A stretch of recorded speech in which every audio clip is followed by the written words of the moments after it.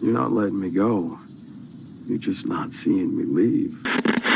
Two-man band, symphony of awesome. I'm sorry, big man. This just ain't working out.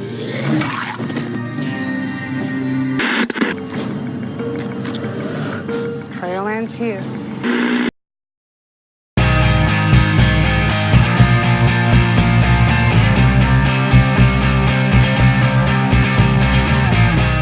Hello, all the geek enthusiasts, nerd aficionados, and deadheads.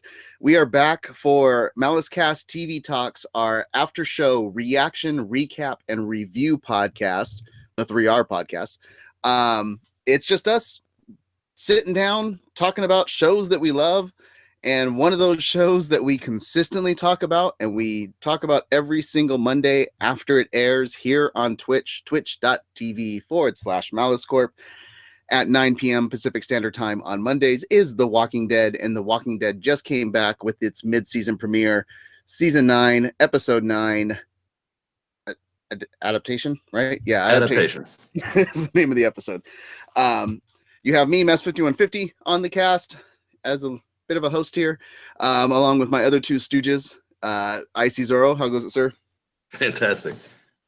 Just watch both the episode, or the episode and Talking Dead, so I'm good to go. Cool. I enjoyed this one. Okay. I'll get into that. Also, our Deadhead aficionado, our big zombie fan freak when it comes to The Walking Dead. We have Mrs. Malice on the cast. How are you? I am fabulous, and I have to agree. I liked it too. It was a good episode. It was good. It was a good episode. I'm not gonna say it was a bad episode. I just expected more, but it's a build-up. It's a build-up. That's definitely we're no longer in the age of Scott Gimple where it's like, the mid-season finale. Let's all the shooting. Yay. Let's substantial. Yes, yeah. So we open up the show with a quick little kind of what happened, and then we just sit down and talk about the show and interact. And if you're watching this live on the Twitch channel, then you can interact live with us as well and let us know what your thoughts were on the episode. If you're not watching this live, if you're listening to this on, say, Stitcher or iTunes, or you're over at malice-corp.com and you're listening to it there, come back on Monday nights and watch live with us, or heck, look up Malice Corp on Discord if you use Discord, and come talk about zombies and The Walking Dead with us at any time. So that's my plug to start. So now we're going to do it. So this episode, you came back, it picked up right up where the mid-season finale ended with the death of Jesus. Walking Dead. Not quite. It started with a little 45-second previously on, which I've never seen before on this show. Of Michonne giving the recap of what happened. Yeah. Well, because usually you get the same 45 seconds, but it's just usually that really gravelly voice. Previously on The Walking Dead, it gives us that little. This time it was actually Michonne's little speech that she had. She was narrating through it. Yeah. Which was cool. It was cool. They've never done that. When you have 3 months since an episode, you need a little bit of a recap. It's the same type of thing. If you go to Netflix goes, here, we're gonna throw like a 5-minute trailer of what happened the last season on something so that you can catch up. Because but at least they make that optional. I don't think they've never had a character from the show kind of narrate the beginning of the show, at least not on The Walking Dead, to catch us up, which was something new and kind of cool. At the same time, annoying his narration. And Jack, it's just Jack, our producer, is in the chat room just spouting off stuff. So please come watch the show live so we can get other people talking besides him just tearing us apart. And we're going to narrate the narration. Yes, we're narrating the narration. That's what this show is. It's an after show reaction, recap, and review. That's narrating what was narrated. Okay. Taking our jobs, darn it.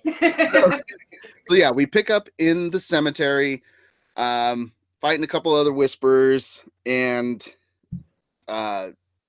making Michonne's group making their way back to the Hilltop. A lot of screen time for dead Jesus. Seriously.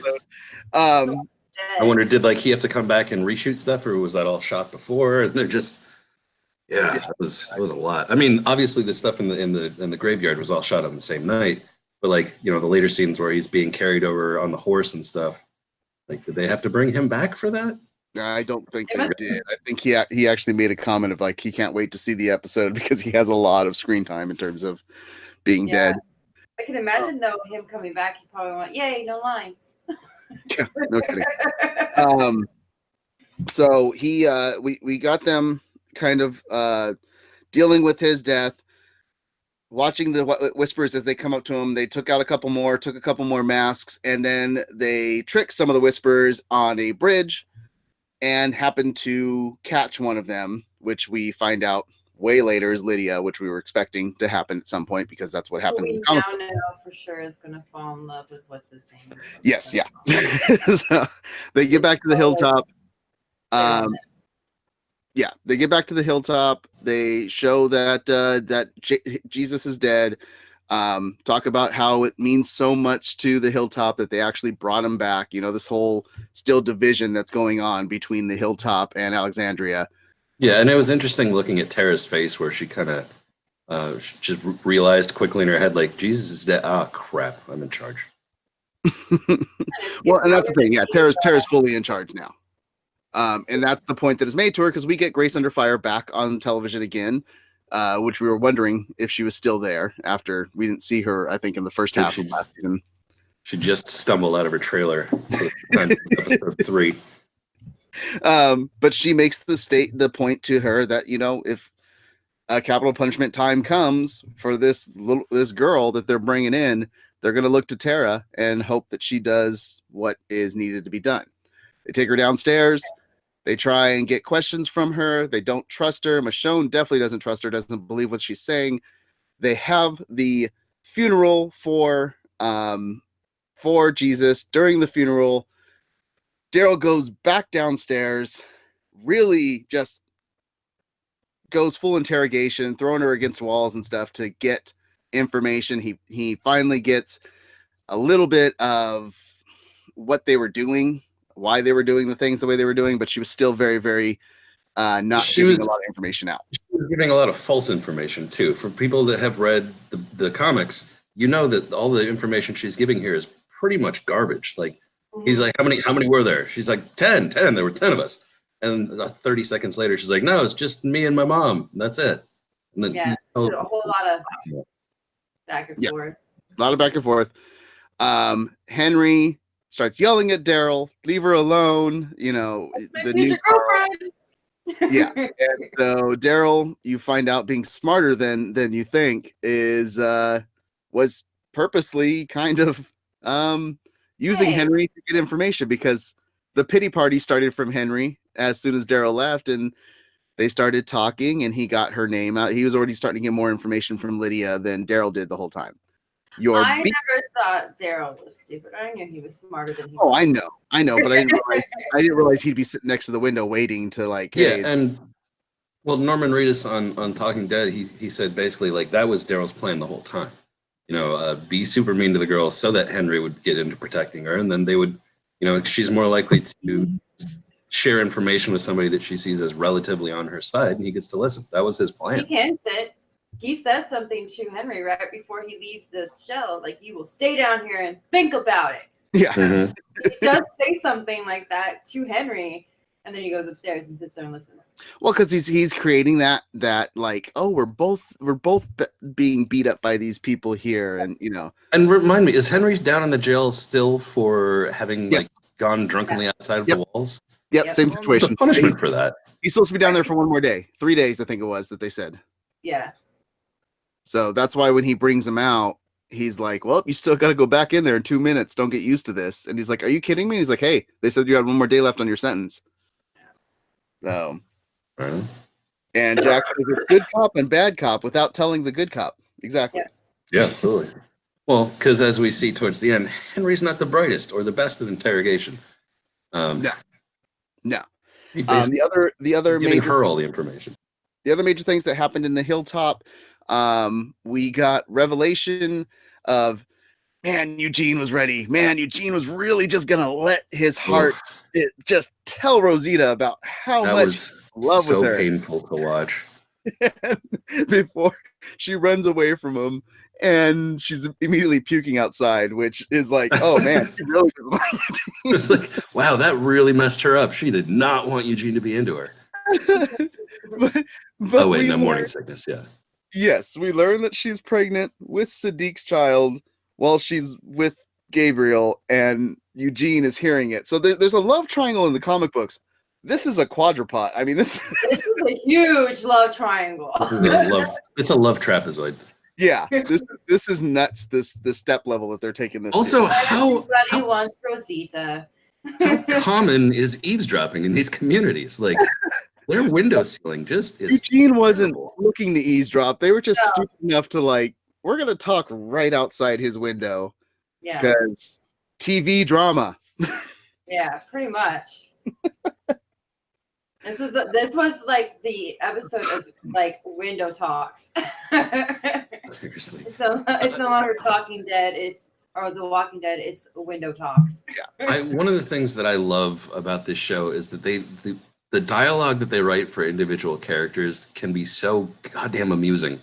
Like all the weird little catchphrases that Abraham used to have, and every word that comes out of Eugene's mouth has to be written in this weird, tortured syntax with all kinds of oddball references. It's like Dennis Miller meets Bill Engvall. It's weird. There was another window conversation too between Negan and his good friend.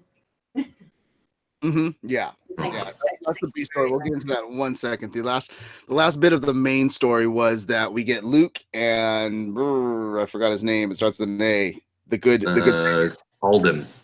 Aldon, yeah. Luke and Aldon going out to try and find the rest of the crew of Michonne's side that was at the cemetery that split off from them. While they're out there, he notices Yumiko? Can't remember her name. Yumiko, yeah. Luke starts noticing her arrows being stuck in trees, which he's like, she's leading us somewhere. And Alden's like, I think you're looking too far into it. It's probably just some stray arrows. And he's like, no. It's definitely leading us somewhere. And he starts making jokes with him about the two-man band. The upcoming, stray arrows. For the upcoming fair, the festival, and that they'll have to perform there. As the trail goes, we find out that Alpha, who they haven't actually said is Alpha yet, but we know it because that's Alpha. Yeah, we read the comics. Got Alpha's gun and everything. Has created the trail. It wasn't actually who we thought it was. Yumiko, and she gives a different phrasing than what we get in the comics, which is trail ends here, and they are surrounded and caught by the Whisperers. That's where your episode ended there. Dun dun dun. On your B story, which I think is probably the best story of this episode. This was what really had me intrigued on the episode. Me too. Negan. What Negan did after he got out of the jail cell. He gets out. He has freedom tomatoes because you could just freedom tomatoes. Freedom tomato. Tastes so much sweeter in the open air. He goes roaming around Alexandria for a little bit, and then he starts climbing the wall to get out. Judith catches him, threatens him with the gun. He tells her she's not going to shoot. She's trying to stand her ground. They do a whole back and forth.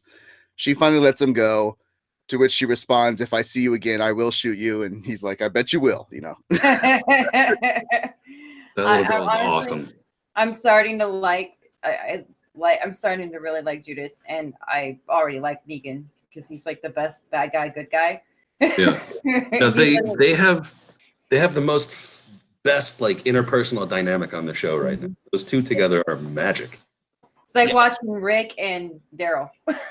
I don't want to go that level yet, but so Negan gets out. He's been 6 years in prison, and there's just nothing for him. He does find himself a new leather jacket, though. Well, I want to talk a little bit about that scene because he finds this store, male apparel store, and there's a sign that says new shirts, sporting goods, leather products. And I was like, okay, first of all, that's a weird 3 things to sell in one store, if that's all you're selling. But it was also like he had just ripped off his other shirt after he was throwing up from drinking stream water. I was like, well, he needs a new shirt, and then he can get a leather jacket and maybe a Lucille. But there was no Lucille. Most of this episode for Negan by himself felt like a search. Right? It felt like a search for a new Lucille. But it did say sporting goods in there, right? Yeah. So he could have got a new Lucille. It's just all I know. Yeah. Yeah, that's what I said. I was like, he saw that sign and it was like, check, and check. Perfect. I'm in the right place. Yeah. Maybe that's where, you know what? It almost looked like the exact same jacket. So it may have been the place that he always went to for his jackets before anyway. That's Maybe. a possibility. I hadn't thought of that. I want to, you know what's really cool is that we're now seeing more dogs in this show. Oh my God. Yeah, the dogs are just popping up everywhere. And that's what happened. He gets there.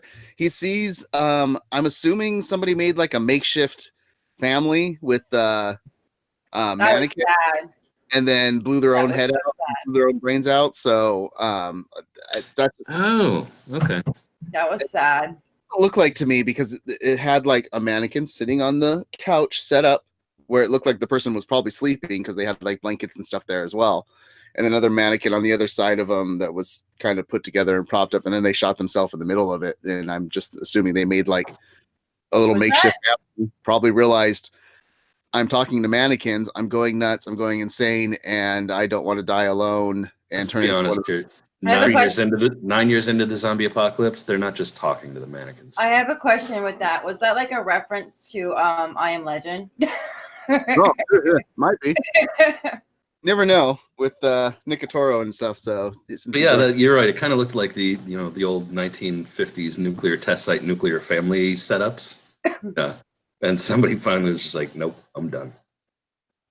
And Jack says Negan is not a good guy. He is just a good actor playing a really charismatic bad guy. No longer. I do not agree with that. I say at the beginning, but he is taking a big turn now. Yeah. He does go back to Sanctuary looking like he's trying to pick up what was left and hoping that there was people going to be there so he could get right back into that fold, but he realizes that it's gone. And he's trying to hold on to it so much that he runs into Big Rick. He says, "Hey, around till the end," which is just a zombie that's dead, that's still there, walking around. And even when other zombies start showing up to sway Big Rick away, he goes and kills the other zombies, reattracts Big Rick back to the door, and then goes it back inside because he's trying to reclaim what Sanctuary was. But it's not going to happen. And finally, he comes to that realization. He leaves. He takes. Was that Daryl's bike that was stolen from? I believe so. Yeah, it was the one that Dwight stole. That's what I thought. Nope. Daryl has his bike back. I thought that was the other one that he rebuilt with Aaron. Maybe, but like Daryl has the original bike back. Okay, who knows? I know he got his original vest back and his his thing, but okay, but that's because he had made a little section wall with goods and stuff, and then rats got into it, and so he really has nothing on the outside, which is Rats are huge fans of canned green beans. I don't know if you apparently, but he has nothing on the outside, which Judith basically said there was nothing out there. And when I heard that before, I was just thinking of her just saying it. I didn't think that she was like really literally being like, "There's nothing for you, sir." There's no reason for you to go outside. Yeah, and it's I mean, you think about it. Those 3 largish communities have been dominating that area for nearly a decade now. So. Yeah, pretty much everything in that area has been used or scavenged already. Yeah. And so then he starts going back to Alexandria, or at least in that direction. Comes across Judith. She said she was going to shoot him next time she saw him. She shot him. And apparently she teleported out into the middle of nowhere to do it. I was like, why is she standing in the middle of a road that he's motorcycling on? My comment on that is Shane would be proud. He's mini. What she is she's a mini Clint Eastwood, where you just stand in the street waiting, and eventually big old hat, big old gun. Yep, will show up that you're planning to shoot. They have a nice little back and forth talk. She talks about how people are waiting for him, looking for him, and looks like they're going back to Alexandria. And he's like, yeah, I'm going back anyway.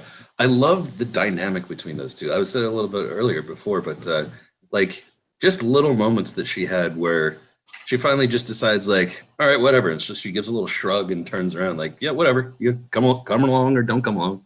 Totally up to you. I kind of felt bad for the actress because it seemed like in the 2 scenes that she was in this episode, she had to hold that big, Colt 357 aimed the whole time. That gun weighs half what she does.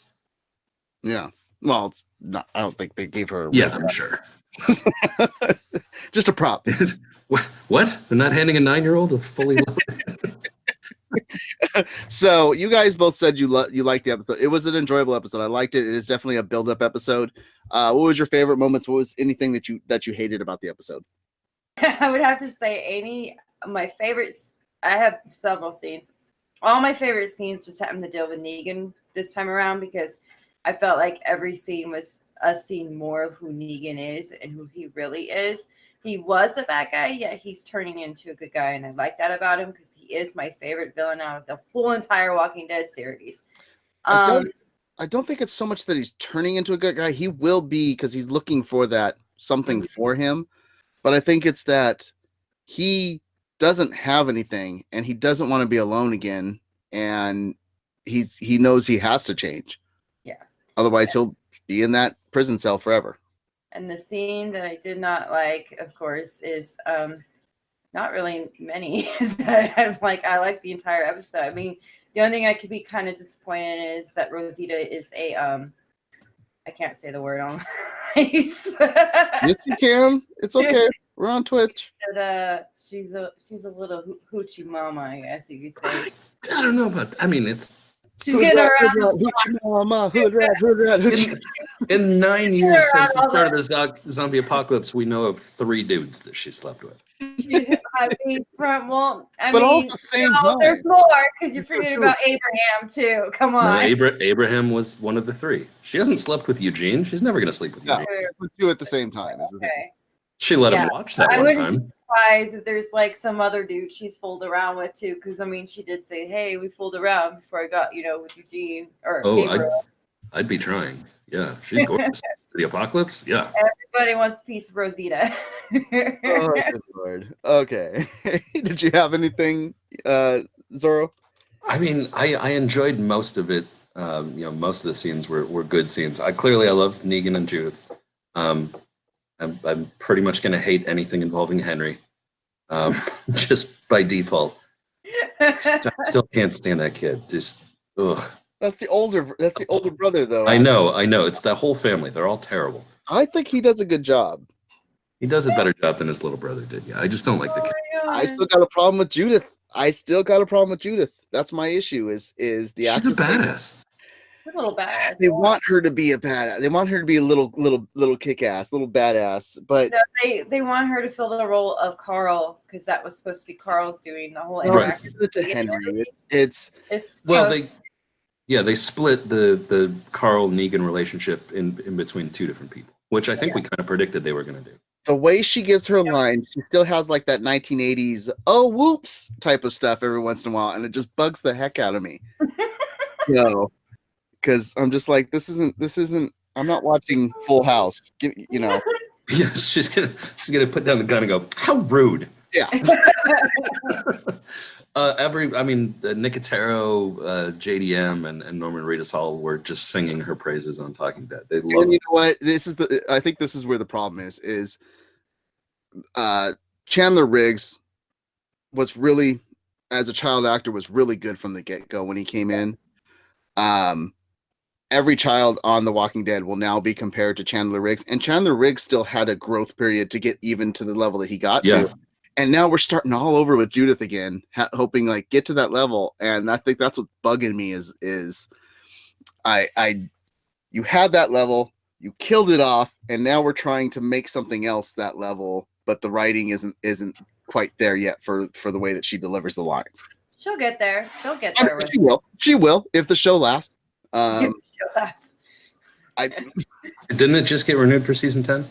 got renewed for season 10, but there's other news that came with that. So before we get into all that other news, let's talk about comic book versus show comparison to see what you guys thought was better, either the television show or the comic books. Skybound.com put out its comic book versus show comparison.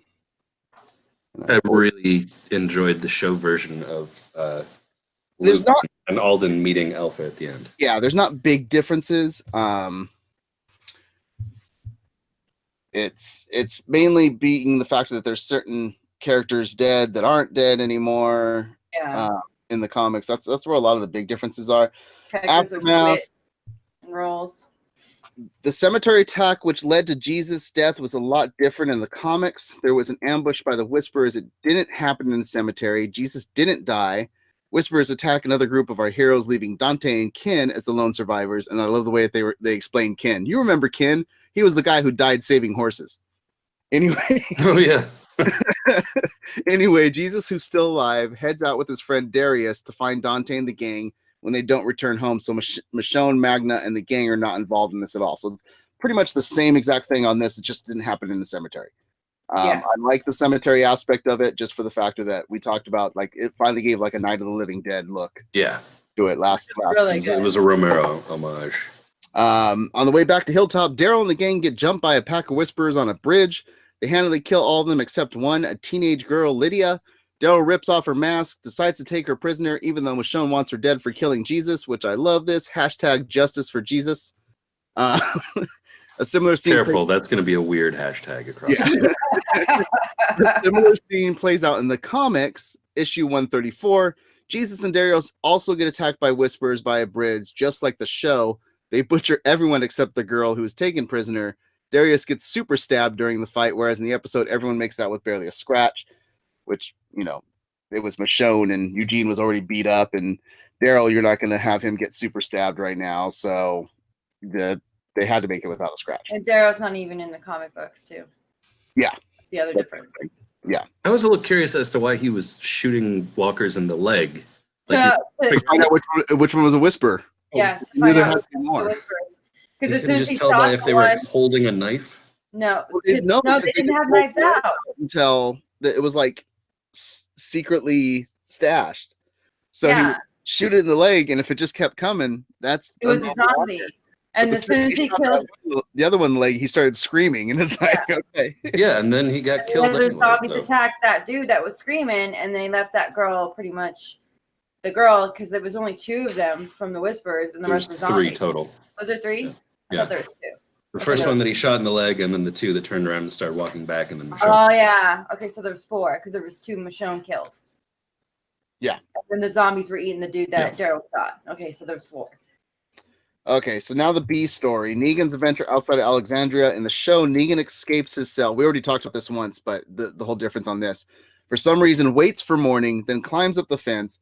Judith catches him, but decides to let him go. Negan tries to enjoy his newfound freedom, but quickly becomes lonely. He finds a jacket in an abandoned store, gets chased by dogs, returns to Sanctuary to find it empty. It's all very depressing until Judith tracks him down and convinces him to return home. In the comics, way different for the most part. We talked about this one. That's mainly because Rick was there. In the comics, first issue 140, Negan does find his cell unlocked, but he decides to stay to prove to Rick he can be trusted. But his plan backfires and only pisses Rick off. His adventure in the episode actually mirrors his adventure much later in issue 174, following the Whispering War, where Negan is exiled from Alexandria, finds himself lonely in the wilderness. Maggie tracks him down to kill him, but finds he's worse than dead, so she spares him, which is basically what we got at the beginning of the season. And we haven't seen Negan since on that in the comics. So that's your big differences. The other thing is the whole Rosita pregnancy on who she's with and who she's pregnant, because she's actually pregnant with Eugene's baby in the comic. Yeah. But it's Sadiq's baby, actually. She's dating Eugene, but in the comic, she's married to Eugene, isn't she? Yeah, she's married to Eugene, cheating on Eugene with Sadiq, gets pregnant. They think it's Eugene's baby, but it's actually Sadiq's baby, and yeah. It's literally turned into a daytime soap opera. But it's just that triangle. This now is a 4-way. At least in that category, that's daytime soap opera stuff. I kind of wanted to fast forward through all that. I was like, really? Come on. Yeah, and Lydia is almost exactly how it went down in the comics, just that it's Henry instead of in the comic book stuff, that her characters seem more like, I guess you could say, blonde, because I mean it's in black and white, so it's hard to tell, but she had like white hair, so I assumed that was like blonde or a lighter color hair. Me too. In the show, she's got dark black hair, so that's the only difference between Lydia. Yeah, and then Alpha's first words in the comic is "Don't move" versus "Trail ends here," and yeah, that's it. But this is the interesting note I found is as we think about it with the differences between the comic and the show. I didn't realize how many, now thinking about it, how many characters are show exclusive. Because they said, as they mentioned in the comics, Jesus, Carl, Sophia are still alive. Rick and Maggie are still around. Carol dead a while ago. And Tara, Daryl, Henry, and Aldon are exclusive to the show. I didn't realize that thinking, and then you put, it's just, there's a lot. Yeah, it's like half and half. There's a lot of exclusive characters for the show now. You don't think about it. And most of it they're just redistributing storylines, like we've talked about before. And some of it their writing staff is really talented right now. And in the comic books, there was more people that survived from Atlanta. I can't. Atlantis would be better. Yeah, Jason Momoa guest stars. Than there is in the show, because now it's literally the only survivors from that city are Daryl and Carol. Yep. Did you guys catch the one blink and you miss it Easter egg of Negan? Yep. Well, I didn't catch it at the time. I caught it because Nicotera told us what it was afterwards. Okay. I may have seen it. When he puked? Did you figure out what was going on? The place that he puked. Yeah, it was where Glenn died. Yeah, I noticed that. It's where he bashed out Glenn. Yeah, and so when he looks around, it's like kind of like, oh crap, we're of all the places to end up. I've been here before. I wasn't sure that was like they were just reusing a scene. I didn't even think that it was an Easter egg. I thought that it was just. They did it on purpose. They were like, let's go back and do the scene there, because then he can look around and be like, hey, this is where it all started. This is where I first met Rick. This is where all this ended up going the beginning of the end. Yeah. So that was kind of just, I didn't figure it out. It was just in my research that I saw that. The other thing is, so we know what's going to happen with the fair. We know somebody's going to die and somebody's head's going to go Ned Stark style and end up on a side. Oh, I hope they don't do it the way they did in the comic. That's the thing. Now they're saying with all these differences and stuff like that, do you think that they'll go with the way they go in the comic? Because right now, there's a thought out there that it's going to be Luke and Aldon that will end up with their heads on a stick. I don't want to lose Fogel already. I don't want to lose Fogler already either. But they said it was like, it was kind of weird the way he was like, well, we're going to perform at the fair in the 2-man band. And they're like, oh no, that's like a foreshadow right there. It's a foreshadowing. I want them to fight. I want them to actually perform, though. I would love that. But I want them to play a little song. That will be moving. I want Fogler dressed up like those one-man band street performer guys, and the other guy comes out with like a Steven Tyler bandana. They're their heads on a spike, and they're still going to be zombies. They're not going to drive through the brain, so their mouths still move. Put a boombox down, and it'll be playing Easy Street. Alpha's gonna have 2 little strings there, just like. Oh, we're bad. Yep, I would pay money to see that. I mean, that's one of the thinkings on how it's going. Is there anybody that you'd rather have be the first 2 heads on showing up on a stick? I know what Ian's was gonna say. Henry. Yeah, I'd be fine with that. Who would I rather see? I don't want it to be. I don't want it to be comic book style. I don't want to lose Fogler, and I like the character of Aldon. Yeah, I don't know. I like Aldon, but I'm not invested in Aldon. I want to see more with him because they're just starting to like really kind of establish his story. Yeah, I think they're going to do more with him and what's her name, Edith. Mm-hmm. Yeah. They have to play that up some more. Like there was the brief little scene where they show Edith standing on top of the wall, just waiting for Aldon and Luke to come back. Magna goes out there and does the same thing. Yeah. Apparently we're boring Mr. Malice there because we're not interacting with him in the chat. Well, because he's saying Rosita 9021 moan. I'm not going to interact with that. And yes, we do need more people to come to this chat to interact with him. So you should come and join us. Or heck, Jack Malice, our producer, can get on Twitter and go tell people to come talk. Yeah. Talk about The Walking Dead with us as well. So we're chatty. We're doing a recording here, man. Okay, so getting into the Walking Dead news. This is going to be a short cast probably, but two things. One, it has been reported that potentially Lauren Cohen could be coming back for a spinoff. Did Whiskey Confidential already get canceled?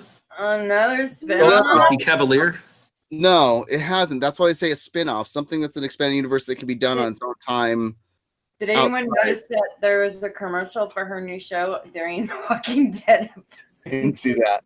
I did. I happened to I saw her and I stopped it and I was like, I got to see a preview of the new show. Well, and that's the thing is they left it open for her to return at any time, and they said the door is always open for her. But now if you do a spin-off series, then it can be a limited series that they do kind of like they do with they're doing with Rick with the 3 movies. Yeah. So Maggie could be just gone from this universe, this specific story altogether. Yeah. And that's kind of what we were expecting, right? I don't know. Did any of you guys think she will show back up here? No. No, because we're not getting Morgan back either because he's on Fear. Yeah, so. He's gone. So is Dwight. That was the other news that broke while we were on vacation. Dwight is on Fear as well now. Is he? Yeah. I did not know that. You just spoiled it. Oh, no. They put it out there, and they're showing pictures. I don't watch the news. No, it's all. I don't want to be spoiled. Well, yeah, that's where he's going. So we know he won't be showing up on The Walking Dead. Did Dwight and Morgan have any interaction on The Walking Dead? Yeah. I think so, yeah. For sure they knew of each other. Okay. So, I can't remember if they were ever face to face. He's going to Fear, so he'll be over on Fear. So we know Dwight won't be showing back up over here because their Fear's 6 years behind us now. Mm-hmm. And then the big news, because we already talked about how the showrunner, Angela Kang, did a really good job getting the show on track with losing Rick, did a good job of setting up these 3 films that they're doing for Rick. And the new Dan Fogler and all the new characters that have come in have done a really, really good job. And once again, hey, the show could go on past Rick. It looks like it actually could survive. Maybe Daryl could be a front leader. No, the show will end when Daryl gets killed off. Yeah, but the problem is now it has been pretty much confirmed, although AMC, I believe, won't confirm it 100%, but everybody's talking about it, Entertainment Weekly and everything like that. It has been confirmed Denai Guerrera has a few episodes in season 10 and then she's gone. She's leaving the show as well. So Michonne's gone now. So are we back on the bus of, oh crap. we got now I gotta wonder about whether Judith and RJ will be around because she's their mother. I think RJ will be gone. Yeah. I think Judith will be Negan. The whole group's girl. No, Negan. I think Negan is going to he's fully latched on to this child as he's got a weird obsession with Rick's kids. Well, he had that connection with Carl. He had that connection with Carl, and she clearly looks up to what was the past of her family, to Carl, to Rick, and I think because of the back and forth and the fight that Rick put up against, he really doesn't look at Rick as so much of a combatant, but as a brother type of thing. Like, he has so much respect for a guy that didn't back down. Yeah, it's Professor X and Magneto. Yeah, actually beat him. And I think because of that, knowing Rick's gone, he wants to make sure Rick's legacy, Rick's family is taken care of. So protecting Shane's daughter. Gotcha. That means that RJ would end up being around because Negan would end up taking on the role as being like. I don't think Michonne, because they said that Michonne is still, that she's not going to get killed, she's doing kind of the same approach as Rick, where she's got some side movies that she's going to do to exit the story, which she might actually appear in one of Rick's films, which then you got to take RJ with just the factor that he can see he had a son with her. You know? Yeah. So I don't think RJ will stay there. I think she'll be gone. That was one thing that was brought up was like, well, what the heck? Negan was able to just walk around all day and then decided to leave. They said they actually started shooting really early in the morning. It was supposed to be dawn that he kind of was there for like 40 minutes and took off. That's why there was nobody inside Judith's room when he went and took the compass, because she would not be staying overnight by herself with RJ in the house. Michonne would have somebody watch her. Yeah. But it still goes to the fact that Judith just roams off on her own. Yeah, like she's a friggin' 9-year-old, and this is what I'm saying, where she like teleported out to that road somewhere just by herself. Nobody's keeping tabs on the tiny girl with the giant gun. So that's my question. With Fear improving as much as it did on writing last season and exceeding beyond where The Walking Dead was on writing, in my personal opinion, and all these characters kind of branching off to do like these side projects, is that what we want? Do you want to just start doing side projects and just give us a stronger writing, and don't try and keep the show alive? Because I fear that if they try and keep the show alive, it's going to deteriorate. All they have to do is just take Daryl, send him over to Fear 2, and we're good. Because then Fear will just skyrocket it at that point. Because everybody will love Daryl. I like the new characters. I wish they would flesh them out more. And Jack says Maggie could be the head on the stick. If they're going to completely get rid of her, yeah, but they've already confirmed that pretty much they're looking at doing a spin-off with her, potentially. Yeah. Mm-hmm. But yeah, we've got this whole new group of characters that, I mean, we've got some of their background, but like, you know, we don't have a whole lot on it. We've got the two deaf sisters and, you know, the girl that's angry all the time and the kind of stoned guy that used to be a music teacher.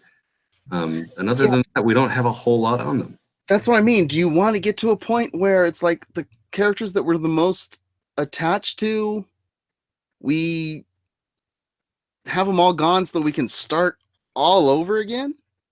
I don't want to start all over again. I don't want 9 more years. I don't. Yeah. At that point, it would be better to do a spinoff with new characters, taking like a single character like Michonne and putting her in a whole spinoff series with a bunch of new characters, or taking even Negan and putting him in his own spinoff show. Because then saying we need to create the Frasier to this show's. What they're doing with these movies? These movies are the little spinoffs to take care of that storyline and close it out and do whatever. But the problem is these actors are going on to bigger. Andrew Lincoln already had a pretty decent career when he came into The Walking Dead. Mm-hmm. After all, he was Love Actually sign guy. So did Daryl and Negan. You know, they had Daryl had Boondock Saints. Boondock Saints. He had several movies. I think some other stuff. Yeah. He was in Blade. It was cult. It was cult. You know, it wasn't like big movie. You know, Andrew wasn't a front runner face, but he was in big movies. Yes. Yeah. So Andrew now wants to have that family life, but he's still gotta make a living. So that's why he's doing the. He probably really doesn't. He's been the star of one of the most popular shows in the world for a decade. Yeah. Probably never needs to work again. Probably. Denai is on the rise like no other right now. Her star is just skyrocketing. Oh yeah. So you don't want to be bogged down with the television show. Granted, it's the #1 television show in terms of viewership.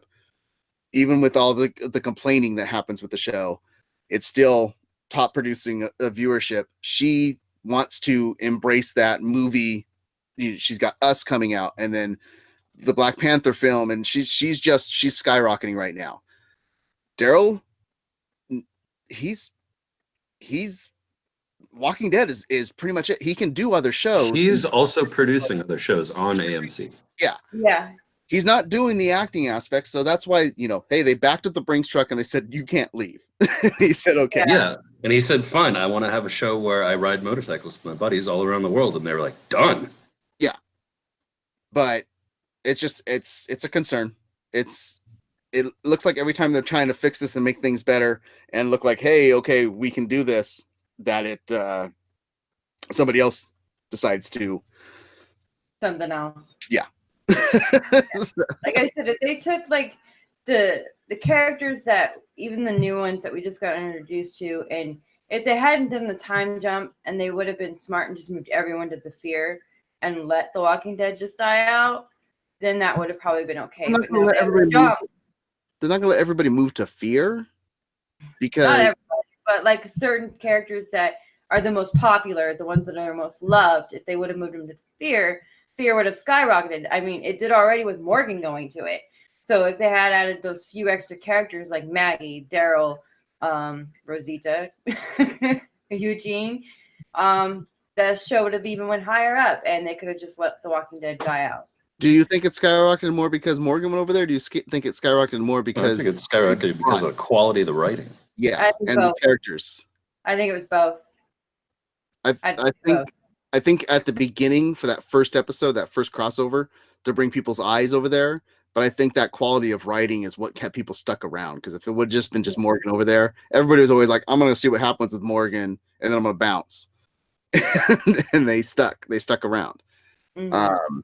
So I don't know. They're planning on doing potentially a Europe Walking Dead where stuff that's happening over on the other continent. So they're not going to merge all these people. No, main Walking Dead, in my opinion, should even if the writing stays really good, kill it after season 10. Okay. Wrap everything up and just be done with it. Yeah. And that's what I was getting to. And I never wanted to end, but at this point, they are pretty much, as Mr. Malice says in the chat, beating a zombie horse. Yeah. I mean, it's going down the soap opera route at times. If they have no end and they keep replenishing people, but that's because the people die off in real life. They're like, we need a new body. I think at this point it should be killed after season 10, even though I don't want it to. But then you know what? I got Netflix. I can always watch all the seasons again. Yeah, and you do all the time. So, yeah, that's it. That's we could go another 13 minutes. I'm sure. Just, but we're good. This is it for the show this week. It's good to see it came back with a strong episode. We're happy with it. Next week looks like it's going to be a lot of alpha and getting a little bit of background on that. Nice. I am looking forward to it. Yeah. I want to see her shave her head with a buck knife at some point. It's scary. I want Negan to get some form of Lucille back so I can finally wear my Lucille hat that I bought waiting for him. Like the episode that he gets Lucille back, I was going to wear that hat and be like, okay. But yeah, I don't foresee that happening anytime soon until they get into like him fighting the Whispers. Yeah, so that's it. Let's talk about where we can follow everybody if you want to talk The Walking Dead with us. As always, like I said, there is a Discord for Malice Corp. You can look up Malice Corp on Discord and come join in the conversations. Have them anytime, wherever. It is a support all streamers type of format. So we want to help each other out. We want to support you. You guys can support us and share what ideas and shows and things that you have going on out there. If you want to follow this cast and everybody that happens to do stuff on these casts, check out Malice Corp on Twitter or All Nerd Podcast on Twitter, and head over to our website, malice-corp.com. If you really want to support us, if you're going to be purchasing anything on Amazon, make sure to click on the Amazon link on the website. And before you go and purchase all your items, we get a little kickback. You get what you're looking for. And if you want to support us here, you can just click that subscribe button, especially if you have Amazon Prime, because then you get a free 30-day subscription to give to a channel every single 30 days. You can give it to us 1 month, give it to somebody else another month, whatever you want to do. Mrs. Malice, where can people follow you outside of the show? Somewhere over the rainbow. No, I'm at Twitter, Mrs. Malice. What was it, 4134? I can never remember my tag name. Someday I will. I'm just reading Jack's stuff in the castles. Yeah, castles make sense. Yeah, so in the Jack was talking about the possibility of the European Walking Dead show, and so they have something over there that would be very helpful and surviving the zombie apocalypse. Castles. But at the same time, I don't feel like that worked super well with the prison. So, I mean, granted, moats may be a little more effective for a time than chain link fencing, but. Where can people follow you, Zorro? At IC Zorro on Twitter, Instagram, and PlayStation Network. If you want to follow me, you can follow me on Twitter at @Mest_Malice Corp or at Mest5150 on Instagram. And yeah, we will be back next Monday to talk all things dead with you guys about the next episode, season 9, episode 10. And I don't know the name of the episode, but come back here if you're a wrestling fan. Wednesday nights, we have a wrestling podcast here on Twitch. Friday nights, we have the All Things Nerd podcast, and we will be back here this Friday. And guess what? If you like The Walking Dead, you should go over to Malice Corp and click on Fear the Walking Dead on the Nerd Fight voting poll, just so that I beat other people for the most improved television show on TV or whatever. With Are that, you doing that poll again? with that, we will see you guys next Monday. Keep talking dead to each other. Remember, we're all infected, and stay safe out there.